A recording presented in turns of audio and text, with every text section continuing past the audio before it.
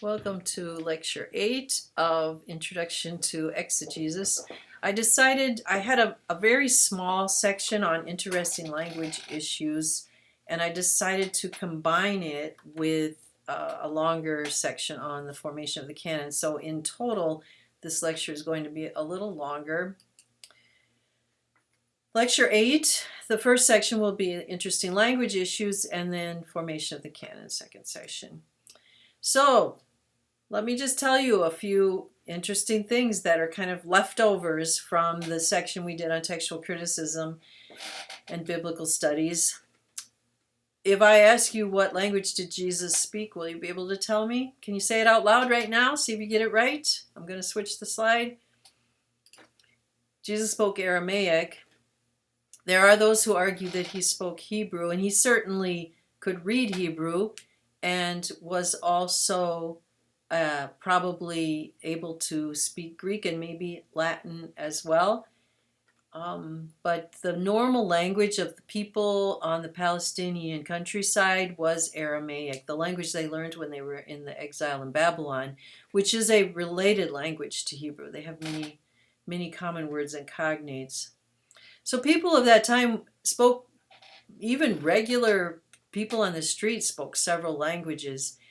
And in fact, if I asked you, what do you call someone who speaks two languages, you would tell me bilingual, 3 languages, trilingual, multiple languages, multilingual. What do you call someone who speaks one language? American. That's my joke. I have to tell it every time I do this part. So, in the early years, the oral tradition that was passed on by followers of Jesus may have been predominantly in Aramaic.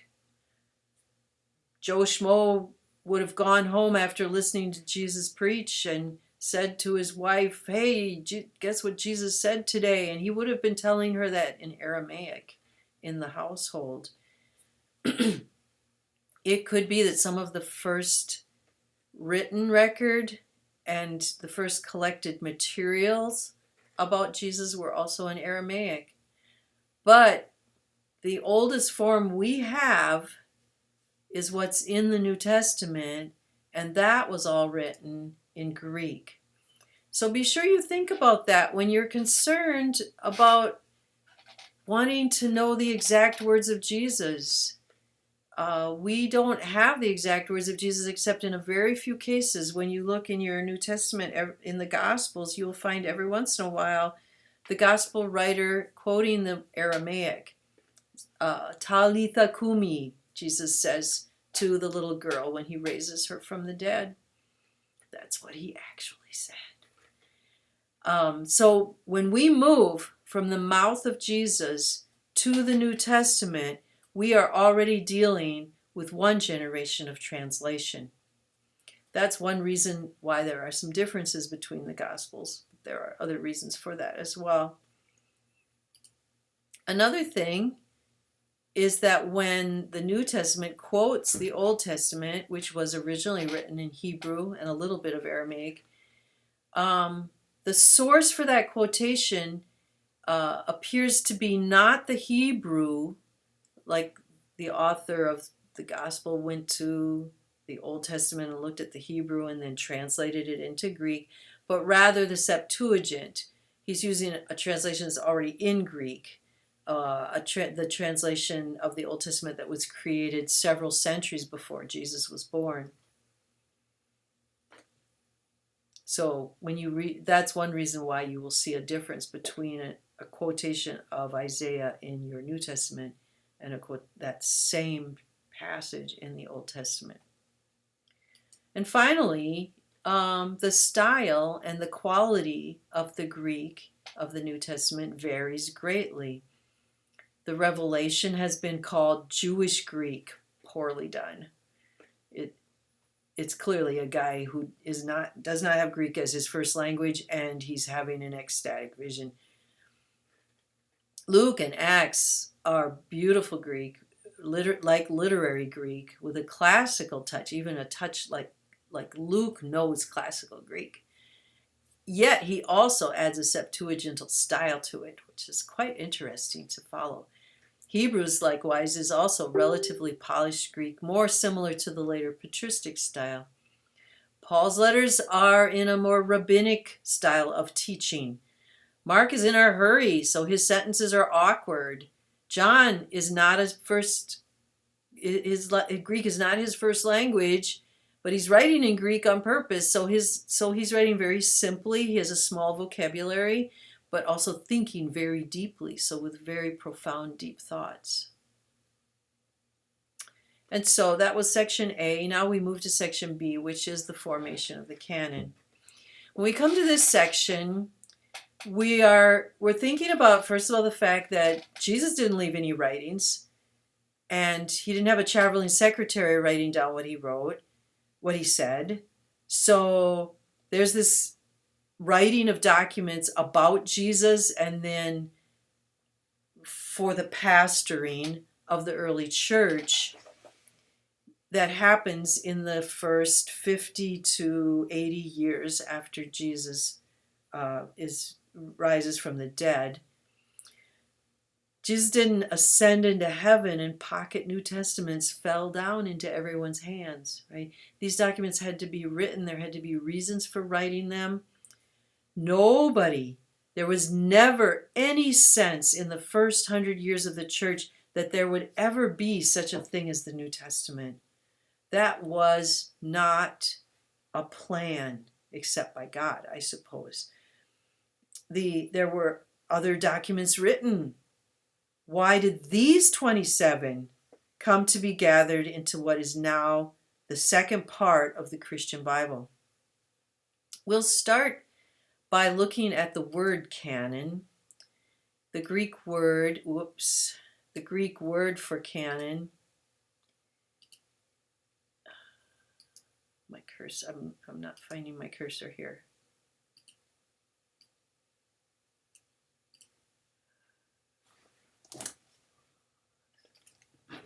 Sorry, I lost my cursor, but I have it back now, so I think we're fine. The Greek word from which our word canon comes is the word kanon, which looks a lot like it, and that makes sense.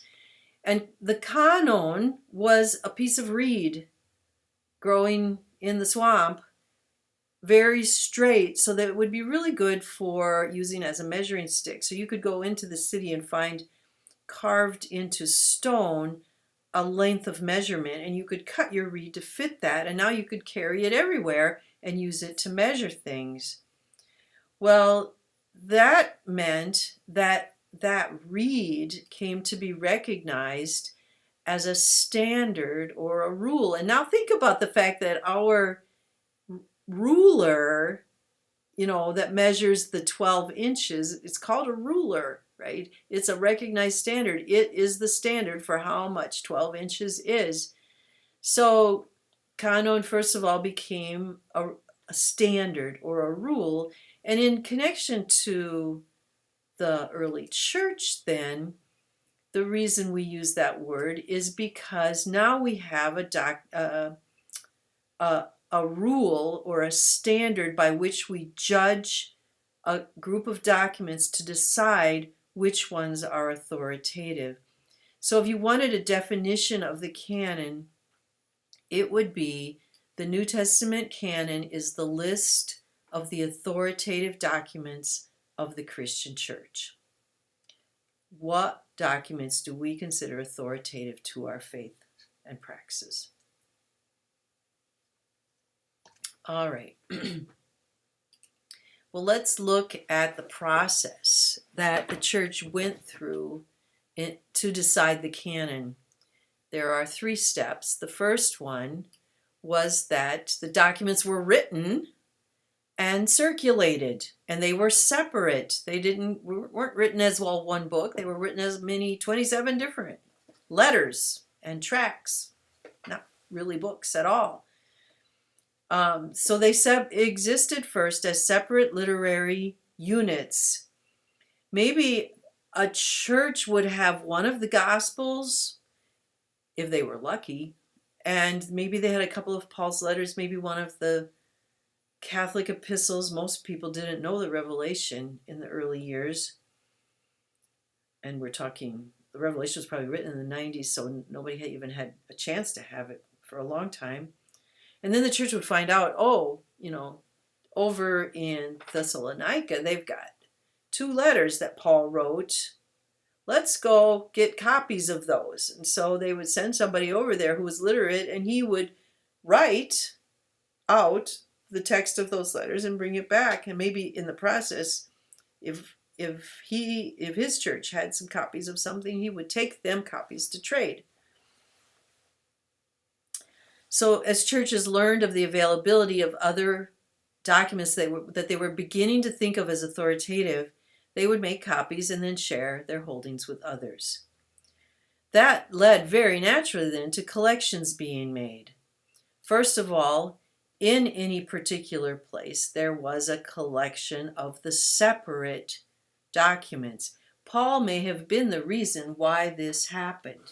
If you look at the end of the letter to the Colossian church, he says, I argue that Ephesians, Philemon, and Colossians were written at the same time and sent to the same area.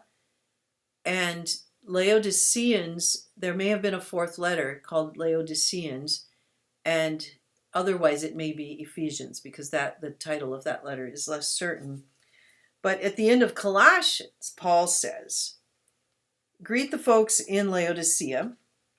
Greet Nympha and the church in her house. So she's the leader of a house church.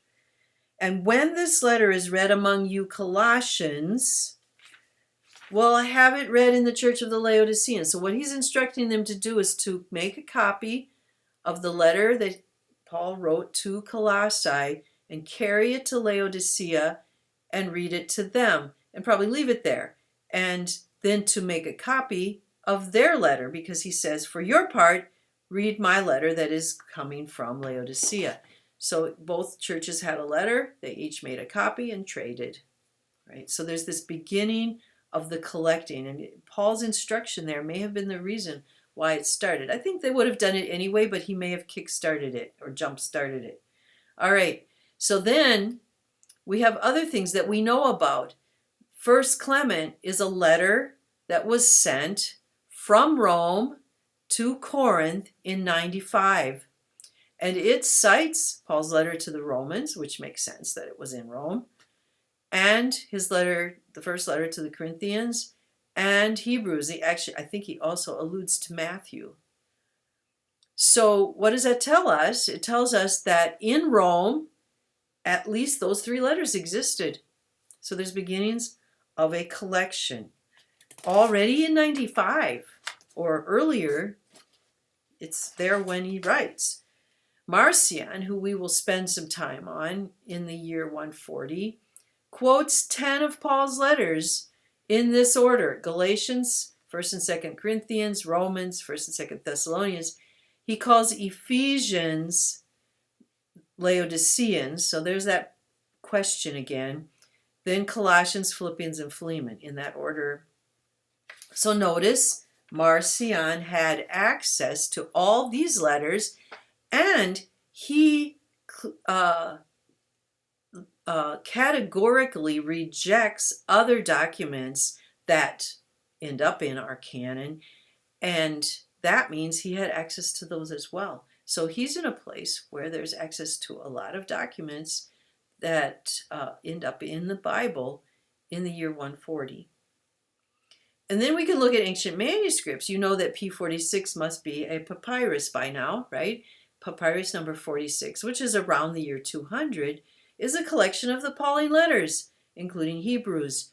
So first of all, it tells us that this person thought Paul wrote Hebrews. Most of us don't think that anymore.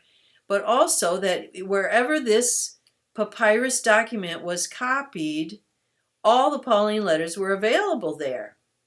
In fact, we're pretty sure that the Pauline letters became a collection by the year 100. And from that point on, they circulated as a collection and not as individual letters anymore. Well, that's about the Paulines. We can move into the Gospels. First of all, the Gospels themselves are a collection of materials, and we will talk about the Testimonia Theory in a few minutes that explains a little bit more about that. But somebody went out, learned things about Jesus, things he said, things he did, put them together in a collection and called it the Gospel according to someone, right? But then after that was done, the four Gospels began to be collected into one larger book. This is called a tetra euangelion. Tetra means four. Euangelion is the word we translate as gospel. It means good news. And the first time such a book is mentioned was by Irenaeus, the Bishop of Lyon, around the year 180. There may have been four gospel collections before that, but that's the first one we're sure of. Other parts of the New Testament, the Catholic letters, were not grouped until the 4th century, as far as we know. And they were called the Apostolos. And then when Acts was added to them, it was called the Prax Apostolos, because the name of Acts in the Greek has the word praxis in it. The Revelation was less well known, at least in the earliest times, and it tended to float around, being circulated by itself, being added to the Catholics, being added to the Paulines, and so on. And there were some other pretty decent documents written by the early church that were often included in Christian collections. So, for example, Codex Sinaiticus is a collection. It was written in the 4th century. It's a collection of the whole Bible, but it also contains Barnabas and the Shepherd of Hermas. So that collection considered those two documents to have some kind of authority. All right, let's come back to that Testimonia Theory. What do I mean by that? This is something I learned about when I was working on my PhD, because one of my fellow students was working on that as his project, and he presented on it, and I find it very fascinating, and I wish more Christians knew about it, because it adds some really interesting aspects to what was going on in the formation of the Gospels. So we need to go back, first of all, to the time when the Jews were becoming followers of Jesus as the Messiah. They would have argued with their friends and their family, and members of their synagogue, that Jesus was fulfilling the expectation that he was the Messiah. Others would have said, well, he got himself killed, he can't be the Messiah. And they would look in their Bible, which is what we call the Old Testament, and they would find or remember places that clearly Jesus fulfilled, prophecies and other descriptive things. And they would say, this is an evidence that Jesus is the Messiah. Most Jewish people are able to read and to write, so they would write down, maybe by heart, maybe by going to the synagogue and getting a look at a Torah scroll, maybe by seeing a Septuagint, since more likely it was in Greek. And they would collect these materials. Now remember, I told you that Christians were the first to use the Codex for their literature. Otherwise, the Codex was more like a notebook, kind of like a 3-ring binder, because you can take it apart and put more pages in it.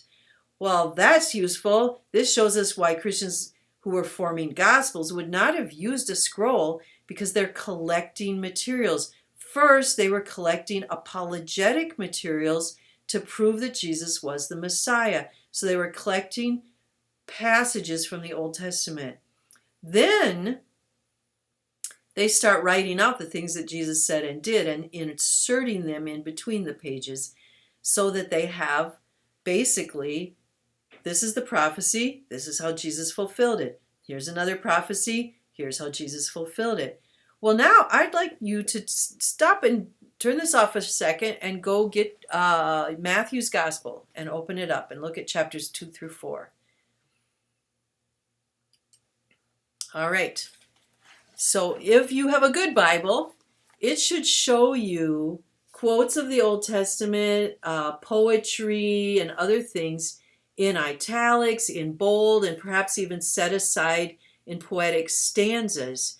This, if you can read it, is from the prediction, a voice was heard in Ramah, sobbing and loudly lamenting. It was Rachel weeping for her children.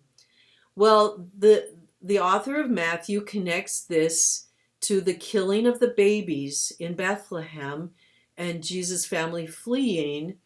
And it says right above that quotation, it was then that the words spoken through the prophet Jeremiah were fulfilled. And then it quotes it. In other words, and if you look through chapters 2 through 4, there's one quotation after another from the Old Testament, and then an explanation of how Jesus fulfilled that quotation. It looks like it was taken out of a Testimonia book, that Matthew made use of a little Testimonia book that existed, that he got hold of it, and that he used it to create at least the first part of his gospel. You can see things like this all through all 4 Gospels, but it's really clear in those chapters. So, Testimonia books were maybe the first stage toward the writing of the Gospels. Now let's work through the idea of the canon list. So we already said there were separate literary units that circulated, then collections began to be made, and then the canon lists began to appear. This is partly thanks to Marcion. Well, Marcion is quite a mixed bag. Marcion is a 2nd century guy. He's Greek.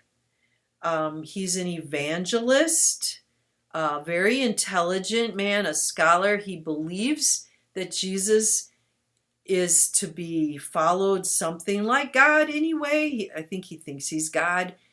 And he claims that he uncovered the true teachings of Christianity in the writings of Paul. And he said only Paul was a true apostle.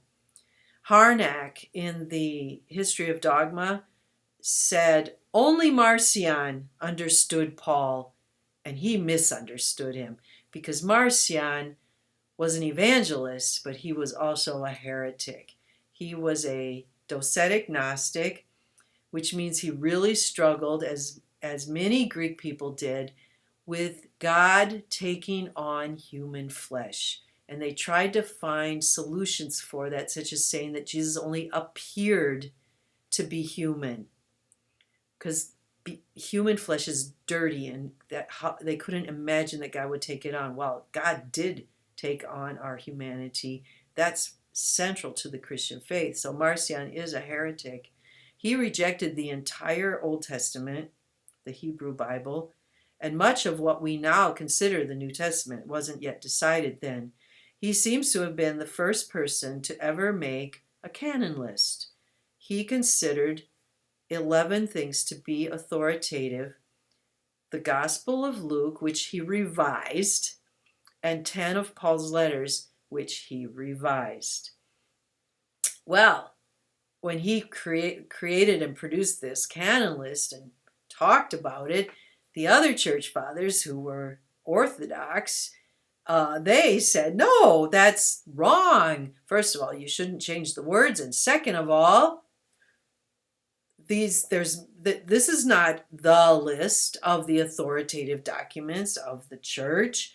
And so what happened was, thanks to Marcion, the church fathers were forced to make some decisions. Which documents are authoritative then? And they didn't all agree with each other. But most of the basic decisions were made in the 2nd century, which is when Marcion made his list. Let's look at some more about this. First of all, 2 words you need to learn. The words homolegumena and antilegomena.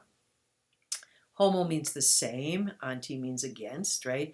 The word legumena or legomena, it means spoken. So spoken the same means agreed upon.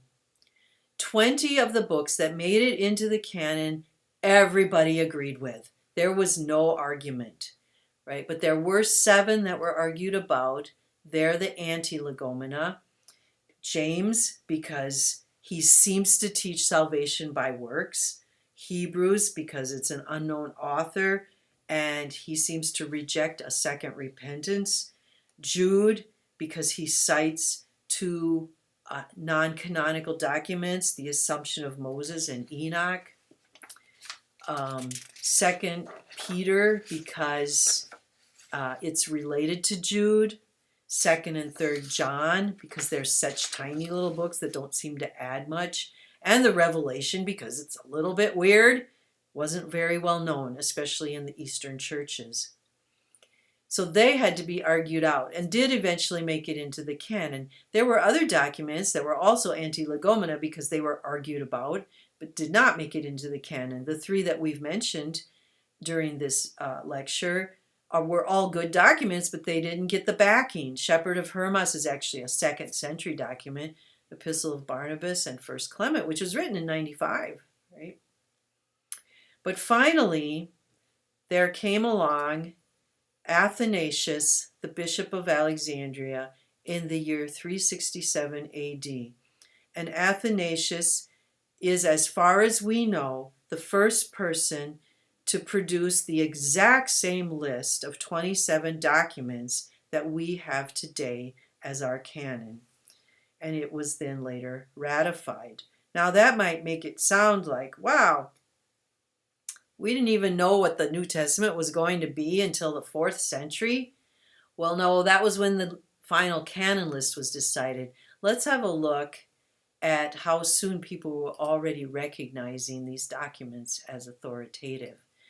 I've created here, I call it the canon lists of the first 4 centuries, but the first group, as I say here, is not really canon lists, but simply use of the documents that would be part of our canon in the end. We already mentioned 1 Clement, written by Clement of Rome, treating, and see, I named Matthew, that wasn't written down on our slide, but Romans, 1 Corinthians, and Hebrews, alluding to 2 of them and really treating 1 Corinthians as if it were authoritative, meaning on the same level as the Hebrew Bible. Barnabas alludes to a few, Hermas to 1 document, Justin Martyr to quite a few. Now by the year 140, which is when Marcion is making his canon list, Justin Martyr is making use of a lot of what will become the New Testament and using the Gospel of John as if it's authoritative. Polycarp alludes to quite a few documents. The Didache quotes 2. Now we come to Irenaeus. Still 2nd century. He mentions the document by name and considers it authoritative, and by far the largest amount of the New Testament is treated that way by him, plus allusions to a number of other documents. Hardly any documents are not named, one being Philemon. James, remember James was argued about, right? 2 Peter was argued about. So these are the ones he's not making use of. 3 John, right? And he's got the Revelation. So that's already in the 2nd century. Then moving up to the turn of the century, Clement of Alexandria also makes use of most of what will become the New Testament and considers a good deal of it authoritative.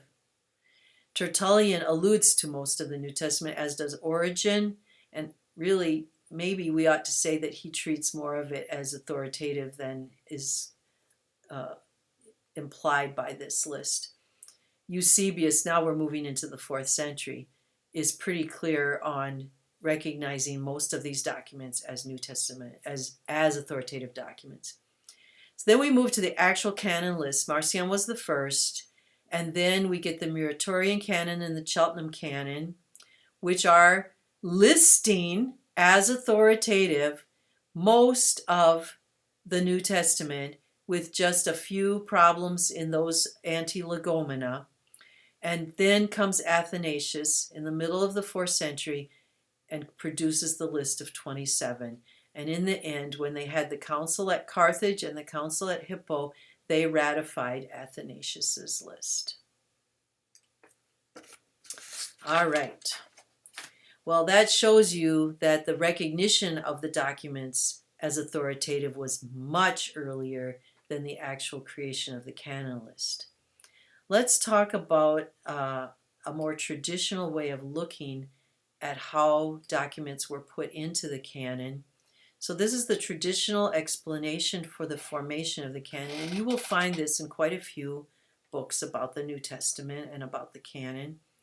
There are sometimes other criteria listed as well, and that's fine. All of these criteria are valid, but they have limits. They are all too simplistic, and I just want to point out why that is. So the first one here, antiquity, excuse me, this would be saying, well, they have to be first century documents. Who made the year 100 the cutoff date? 100 years after what? When was the year 100 even decided? In the Middle Ages. What were they counting from? The birth of Jesus. They got it a little bit wrong. Jesus was probably born in about 4 BC. Okay, so 100 years after his birth, that's when you have to stop writing documents that could be in the New Testament? And really, when you think about it, maybe we should be counting from the resurrection of Jesus, which would take us into the year 130 or so. What's the specialness of that year? The Johannine books were written in the 90s. There's 1 or 2 documents which may have been written after the year 100 that are in the canon. Also, you need to think about the fact that First Clement was written in 95, so shouldn't it be in the canon? But it didn't quite make it. And the Shepherd of Hermas, of course, was a 2nd century document. That's one reason why it didn't make it. It was also a little weird. The Gnostic documents were written 2nd, 3rd, 4th century, so they were rejected. And it was not only, though, because of their age, but because of their orthodoxy. And that's the second one here. Well, of course, no document could make it into the canon unless it clearly and unswervingly presents the correct teachings and theology of the church, the things that Jesus said and did, the things that were written to guide the New Testament church by Paul and others. Yes, of course, but how do we know what Jesus said and did? Oh, well, we read it in the Gospels. Now, really early on, the apostles could have told you, but that didn't last very long. Paul didn't have that knowledge, right? Mark and Luke weren't there when Jesus taught and did miracles.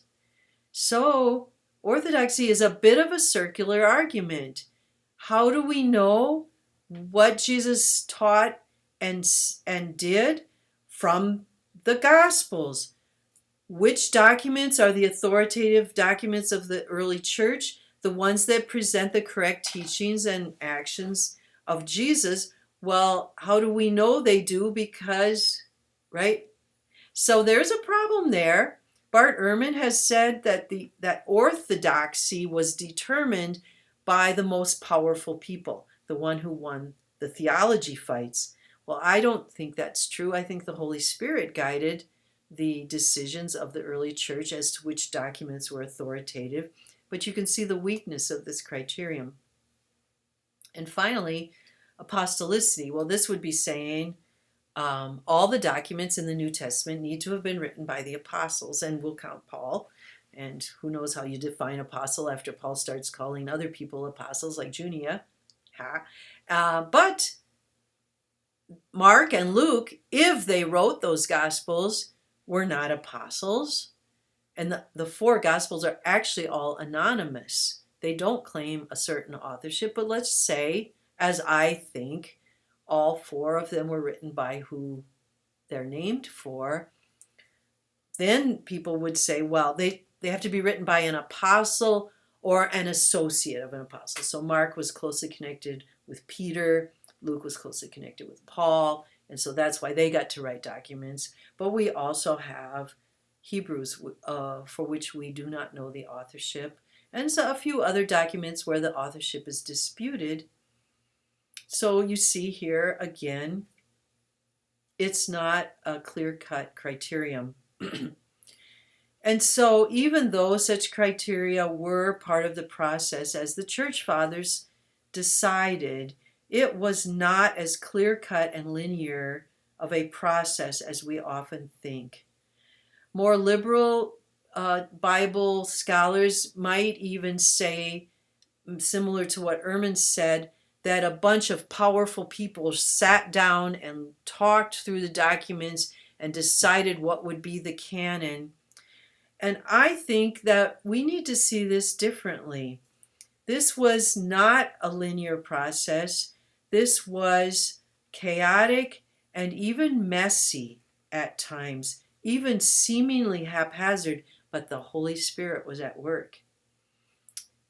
Can God use money to help us make decisions? One of the things that happened was that it was a budget issue. Which books were so good and so sure that the church was willing to pay for them to be copied?